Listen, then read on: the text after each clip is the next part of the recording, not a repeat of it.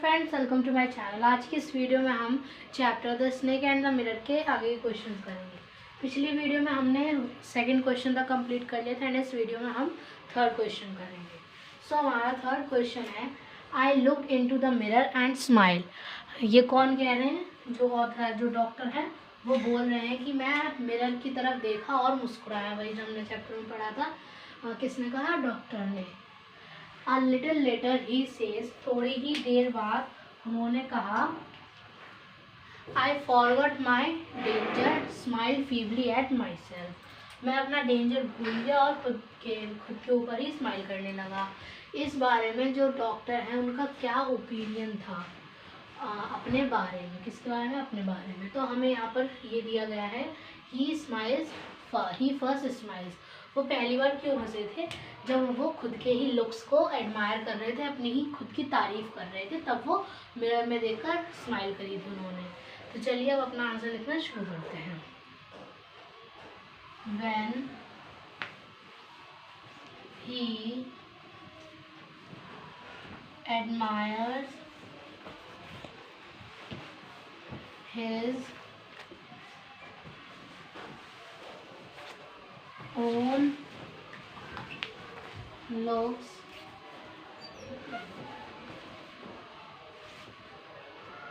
he smiles for the first time. Second part है, ही smiles again. वो दोबारा हंसे। क्यों हंसे? In what way do his thought change in between. उनके जो थॉट्स थे वो बीच में क्यों बदल गए एकदम से? सॉरी, कब उनके थॉट्स बदल गए और क्यों बदल गए? क्यों बदल गए? कैसे हो गया था कि जब उन्होंने स्नेक को देखा था तब वो बहुत ज़्यादा डर गए थे और इसी वजह से उनके थॉट्स चेंज हो गए थे। वो स्माइल क्यों करने लगे थे? अपनी जो कोई लाचार हालत थी उनकी, कि कोई उनकी मदद नहीं कर रहा था, उस वाली सिचुएशन पे वो हंस रहे थे। तो चलिए अपना आंसर लिखना शुरू करते हैं। ही smiles at his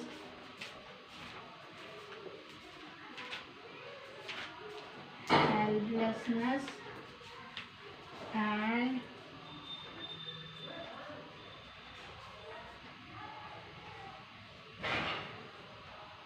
foolishness when he encountered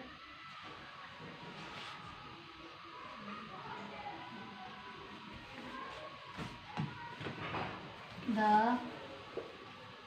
snake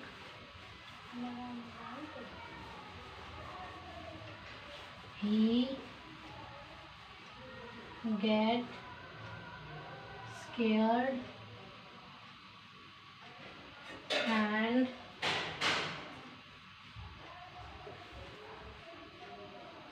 that how his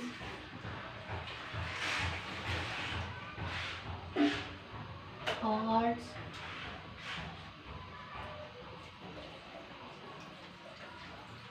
changed.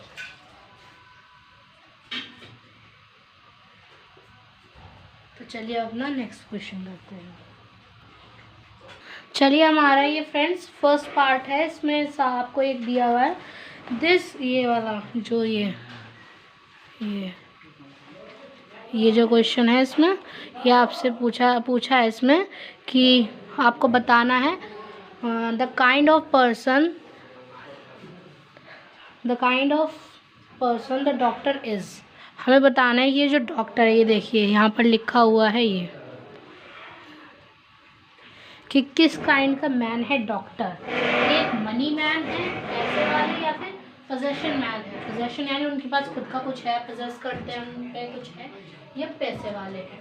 तो देखिए चैप्टर के अकॉर्डिंग ना तो उन पे कुछ अपना है, ना ही उनके पास पैसा है, क्योंकि उन्होंने कहा था उनके 60 रुपीज़ रहते हैं, अप्रॉक्स 60 है उनके पास एटलीस्ट। और पोजेशन वो तो है ही नहीं, ना उन पे मनी है ना उन पे पोजेशन, कुछ भी नहीं है। बिकॉज जो उनका हाउस है, हाउस कौन सा है, उनका अपना हाउस है? नो, रेंटेड हाउस है, वो किराए पे लिया हुआ मकान।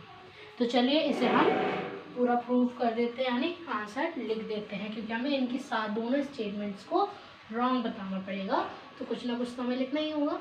चलिए लिखते हैं, वही पेन बदल देते हैं।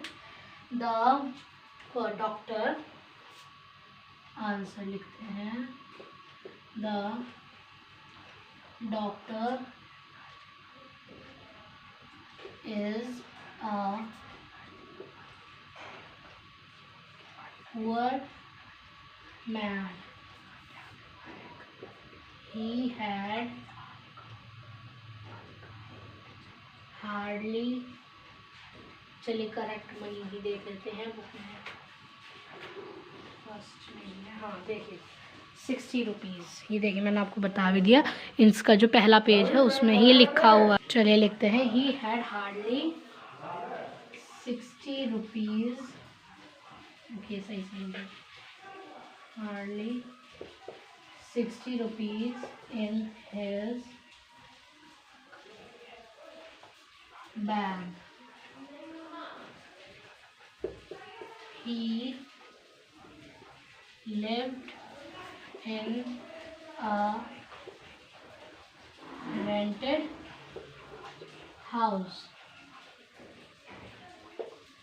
इतना ही इसे प्रूफ करने के लिए काफ़ी है। ओके फ्रेंड्स, चलिए अब इसका जो नेक्स्ट पार्ट है वो क्या है, the person he wants to marry. ये आंसर काफ़ी इंटरेस्टिंग होने वाला है, क्योंकि इसमें हमें पढ़ते टाइम काफ़ी हंसी आई थी। तो चलिए पहले रब कर लेते हैं, वरना फिर बहुत नीचे चला जाएगा आंसर। चल अब लिखते हैं, रुकिए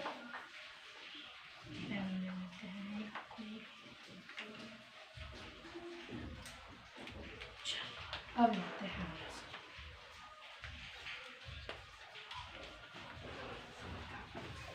ये भी रब कर देते हैं। हमारा है सेकंड, ओह ये भी रब करना है, सेकंड पार्ट। चलिए friends, sorry for the disturbance.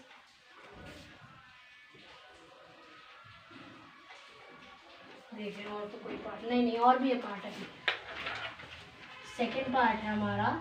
इसमें हमें क्या पूछा गया है, the kind of person he wants to be appear.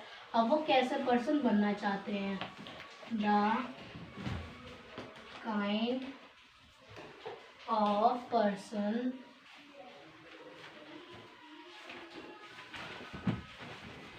he wants to appear। हमारे पे क्या क्या ऑप्शन है,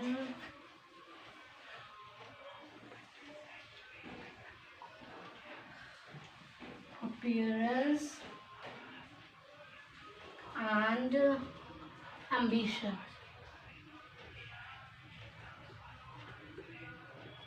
देखिए ये आपको देखते ही पता चल जाना चाहिए। चलिए मैं काउंट डाउन करती हूँ, आप कमेंट बॉक्स में जल्दी से कमेंट कीजिए मेरे बोलने से पहले। 1 2 3 4 एंड 5, दैट्स ऑल। हमारा ऑप्शन है अपीयरेंस एंड एम्बिशन। एम्बिशन का क्या मतलब है, लक्ष्य। क्या वो अपना कोई लक्ष्य पाना चाहते थे? नहीं, उन्होंने बताया था कि वो सिर्फ एक डॉक्टर है। और ज़्यादातर बातें किस पे हुई हैं, वो कितनी बार हंसे हैं, क्यों हंसे हैं, क्या चाहते हैं, वो क्या चाहते हैं कि वो एक अच्छी अपीयरेंस बियर करें, उनकी एक अच्छी अपीयरेंस हो, उनकी स्माइल अच्छी हो, वो एक थिन शेव भी रखें और रोज़ाना शेव करते भी रहें। तो ये सारी बातें उन्होंने किस लिए कही थी, कि उनकी अपीयरेंस अच्छी लगी। तो यही हम लिखेंगे, इस आंसर में वेरी सिंपल है, ये भी बहुत। चलिए लिखते हैं,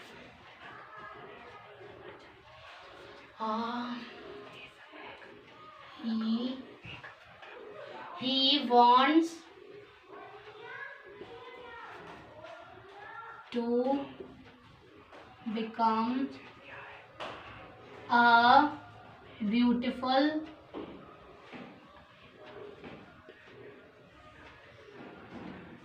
and handsome man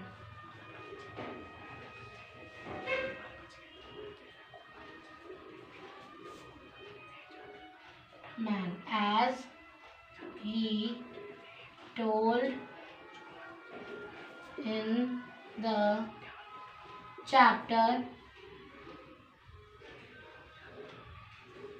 that he had to bear,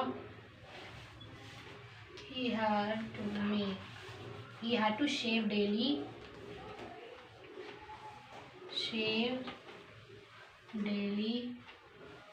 and have thin beard. इतना ही लिखना काफ़ी है इसमें।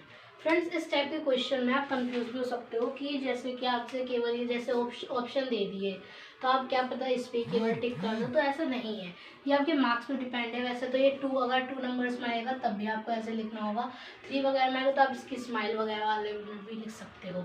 अगर 1 नंबर में आएगा तो आप वैसे इसमें आई थिंक केवल टिक ही कर दोगे तो भी काफ़ी आपका आंसर हो जाएगा कंप्लीट। नहीं तो आप पूरा का पूरा ही लिखिए। ऐसे कंफ्यूज ना हो कि आपको केवल इन पे ऑप्शन दे दिए गए हैं कि वही आपको टिक करना है कि आप टिक कर दो कौन सा है। ऐसा नहीं है। आपको उसे जो भी आप टिक करो, मान लो अगर एम्बिशन आपने टिक कर दिया, वैसे तो नहीं करोगे, गलत है ये, तो इसे आपको एक्सप्लेन भी करना पड़ेगा। जिसे भी तो इसलिए बहुत सोच समझ के इस पर टिक कीजिए कि आप किसे एक्सप्लेन कर पाएंगे। ऐसा नहीं कि आप जैसे मान लीजिए गलत को टिक कर दो और उसे एक्सप्लेन कर दो तो सही है। सही को टिक करना पड़ेगा और सही तरीके से एक्सप्लेन भी करना पड़ेगा। तो चलिए, जो इसका अब हमारा सेकंड को पार्ट क्वेश्चन है, चलिए उसे लिखते हैं। अब सेकंड क्वेश्चन शुरू होगा हमारा।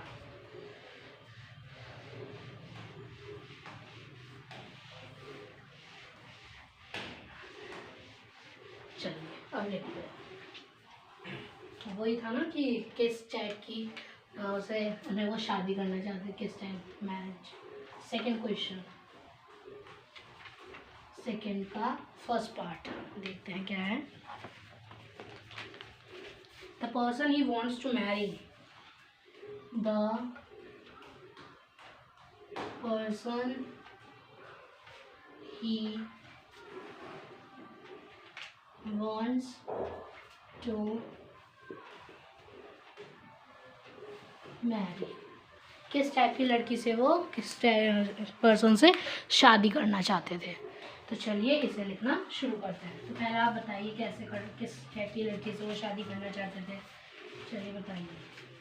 1 2 and 3 4 and 5। तो इसका बहुत सिंपल सा आंसर है, कैसी लड़की से करना चाहते थे, जो कि मतलब इन्होंने ह्यूमरस तरीके से बताया। ये इनका रियलिटी का नहीं है, क्योंकि हमारा जो नेक्स्ट क्वेश्चन है ना फ्रेंड्स, वो रियलिटी पे बेस्ड है। उसमें उसने पूछा है सेकंड पार्ट में, आप देख भी सकते हैं, the person he actually marries. और इसमें फिर हमें बाद में बताया गया कि उन्होंने एंड में कि असली उन्होंने किससे शादी करी है जैसी हैं। तो उन्होंने किस असलियत में कैसे करी थी, वो एक एथलीट थी, ये हमें बताया भी गया है। रैन एंड रैन टिल, ये देखिए यहाँ पर लिखा भी है, हाँ लास्ट में है ये पैराग्राफ में। तो चलिए अब अपना आंसर लिखना शुरू करते हैं। पहले तो फर्स्ट पार्ट का आंसर दे देते हैं। ही wants to marry a woman that is very fatty. क्यों? So that if he make any, if he do लिख देंगे, if he do any mistake, then she could not run after him because of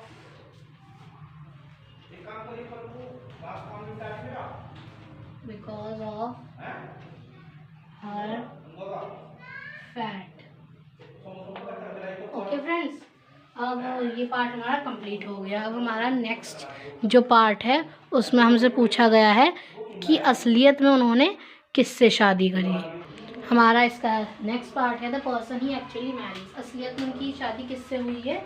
एक thin Reedy person, यानी कि जो बहुत तेज़ी से पतली सी एक लड़की से हुई है, जो कि जिसका क्या गिफ्ट है? एक स्प्रिंटर का गिफ्ट है। स्प्रिंटर का मतलब होता है एक एथलीट जो शॉर्ट डिस्टेंस पे मूव करता हो। या फिर ये पेज नंबर आपको 59 पे मिल जाएगा। देखिए, लाइफ कंपेनियन द गिफ्ट, ये देखिए पूरा इसमें है। चलिए अब अपना आंसर लिखना शुरू करते हैं। His life companion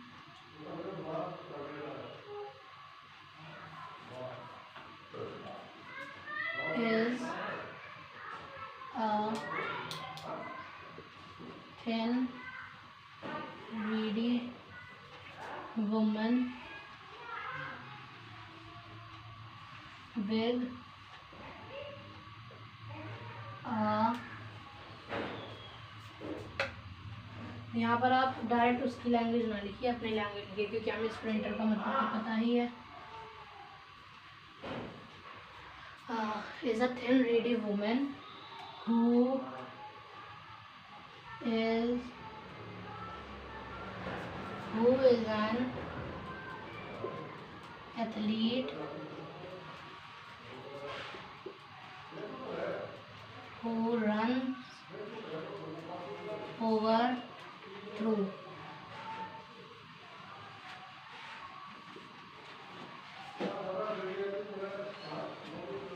short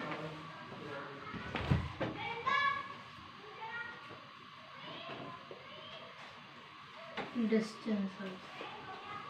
okay friends, चलिए अभी यहीं तक ही करते हैं हम, वरना फिर वीडियो बहुत ज़्यादा बड़ी हो जाएगी। और इसका जो लास्ट क्वेश्चन है दैट इज़ थर्ड क्वेश्चन, उसमें भी हमें सारे बताने कि इस टाइप के पार्ट्स हैं, सो वो हम नेक्स्ट वीडियो में करेंगे। इस वीडियो में केवल इतना ही। नेक्स्ट वीडियो में हम इसका जो लास्ट क्वेश्चन है वो हम कंप्लीट करेंगे। Thank you. Don't forget to subscribe our channel.